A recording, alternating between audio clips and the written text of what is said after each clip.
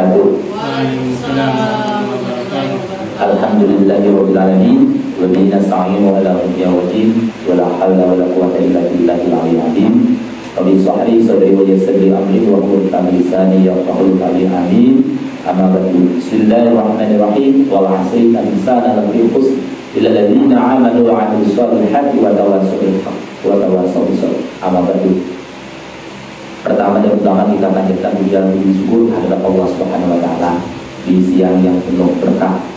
Setelah kita selesai sholat berjamaah, sholat zuhur, kita bisa bersilaturahmi, berkumpul, sekaligus bisa membahas tentang masalah keagamaan. Pertama, kita ucapkan syukur tadi. Berikutnya yang kita hormati kepada teman-teman dari Kemenang, Wabil khusus Pak Taufik, dan yang lainnya. Mohon maaf tidak bisa diabsen satu persatu. Kalau diabsen nanti takutnya waktunya pendek, karena waktu pun ini tidak panjang. Jadi hadirin wal hadirat rahimakumullah yang kami hormati, judul kultum yang saya ingin bawakan ini adalah tentang sesungguhnya manusia itu dalam kerugian yang besar. Seperti ayat yang saya bacakan tadi, wal asri, sesungguhnya Allah berfirman, ya, itu Allah berfirman bahwasanya manusia itu adalah rugi, ya, rugi, ya. Wal asri innal insana lafi khusr, ya.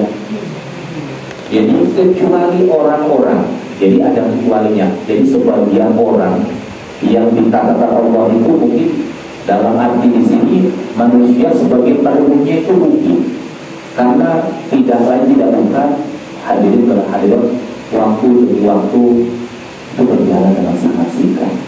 Kemarin kita tidak merasa awal-awal Ramadan, ternyata sudah akhir Ramadan.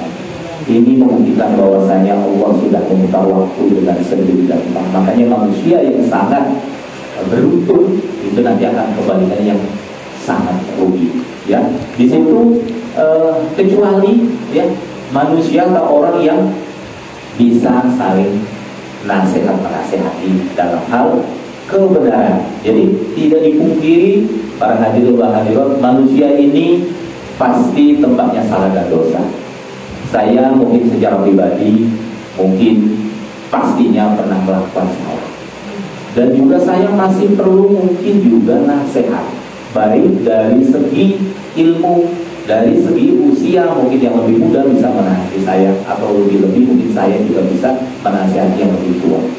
Tidak lain tidak bukan Bapak Ibu sekalian, manusia di dunia ini tidak akan ada manfaatnya bila mana kita ini tidak bisa memanfaatkan waktu yang sudah diberikan oleh Allah Subhanahu wa taala, seperti mungkin yang sudah difirmankan di surat yang saya bacakan tadi. Nah, selanjutnya Bapak Ibu sekalian, selain nasihat menasihati dalam hal kebenaran, ini juga harus nasihat menasihati dalam hal kesabaran. Jadi wabil khusus manusia ini kalau diuji dengan kesengsaraan itu biasanya insya Allah tuh lulus, ibadahnya rajin, ya. Atau mungkin bahasa kita ini kalau seandainya kita dikasih jabatan yang non-job misalnya, itu kita meminta kepada Allah tuh luar biasa, ya Allah angkatlah derajat. Nah, setelah mungkin kita diuji tadi mungkin dengan tidak ada harta, tidak ada jabatan tadi, ternyata kita mungkin mendengarkan nasihat dari kanan dari kiri, mungkin kekurangan dan kelebihan kita, ternyata oleh Allah Subhanahu wa taala diangkat lagi. Jadi semuanya derajat kita mau diangkat, mau diturunkan oleh Allah itu tergantung dari diri kita sendiri, ya kan?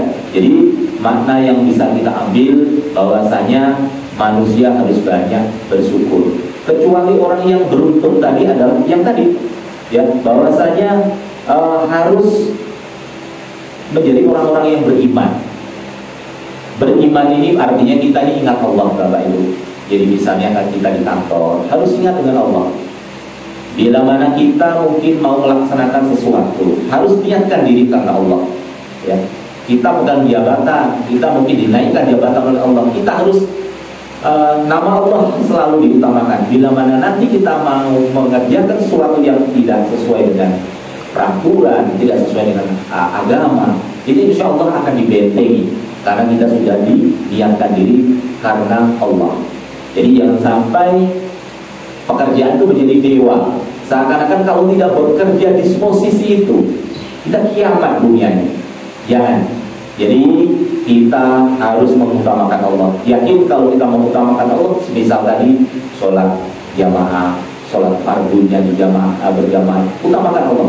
Allah diutamakan, insya Allah yang namanya kedudukan atau derajat manusia yang akan diangkat oleh Allah Subhanahu Wa Taala. Jadi mari kita Bapak Ibu sekalian, para hadirin dan hadirat, kita saling nasihat-nasihati. Ya, kita atasan dengan bawahan, mungkin perlu juga atasan itu dikasih masukan oleh bawahan. Mungkin tidak terlihat atau tidak terpikirkan, mungkin ide, kreativitas dan sebagainya, kita harus terima dengan lapang dada. Jangan malah diberi nasihat malah marah, ya, atau tersinggung. Tidak ada gunanya kalau kita tersinggung, padahal itu benar. Itu sama dengan membohongi hati. Jadi filter atau hati ini tidak bisa dibohongi. Jadi kultum yang singkat ini, mudah-mudahan kita bisa ambil hikmahnya di akhir Ramadan kita ini. Yuk kita menjadi manusia-manusia yang beruntung. Mungkin dulu sebelum puasa banyak salah kita kepada orang tua kita, kepada teman-teman sekantor kita. Yuk saling menasihati. Dulu mungkin kita punya salah dengan siapapun, mungkin bertemu sahabat tak pernah, mungkin cemburu gara-gara tidak diberi utangan dulu misalnya. Mari kita setelah Idul Fitri, setelah Ramadan ini, kita perbaiki diri, kita membuat ya menjadi manusia yang beruntung, yang bisa memberikan nasihat dan bisa diberi nasihat. Ya, kita bisa lebih sabar lagi kalau menghadapi cobaan, baik itu cobaan keluarga, cobaan rumah tangga, cobaan yang belum punya anak misalnya, atau belum punya jodoh misalnya. Mari kita meminta kepada Allah, mudah-mudahan apa keinginan kita setelah Ramadan ini dijawab oleh Allah Subhanahu Wa Taala.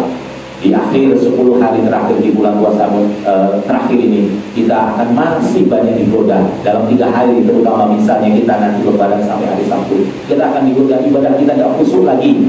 Ya, kita harus bisa menasihati mungkin istri kita, mungkin suami kita. Yuk tingkatkan yang namanya sholat kita, tarawih kita, ya, atau mungkin amaliyah yang kejarlah yang namanya Lailatul Qadar. Itu masih ada kesempatan nih, ya, 27, 28, 29 dan sebagainya. Jadi sekali lagi mari para hadirin sekarang kita introspeksi diri kita ini. Ramadan tahun 1444 Hijriah ini, kira-kira apa yang bisa kita jadikan wacana atau mungkin introspeksi diri supaya memperbaiki Ramadan di bulan-bulan berikutnya lagi. Mudah-mudahan Bapak Ibu sekalian kita bisa ketemu di Ramadan berikutnya dan kita menjadi manusia yang beruntung, jangan menjadi manusia yang rugi. Kalau menjadi manusia yang rugi, artinya kita tidak mau menerima yang namanya kritik, masukan dari siapapun. Kita tidak menerima kalau seandainya ada cobaan yang berat dalam diri kita, akhirnya kita tidak tabah.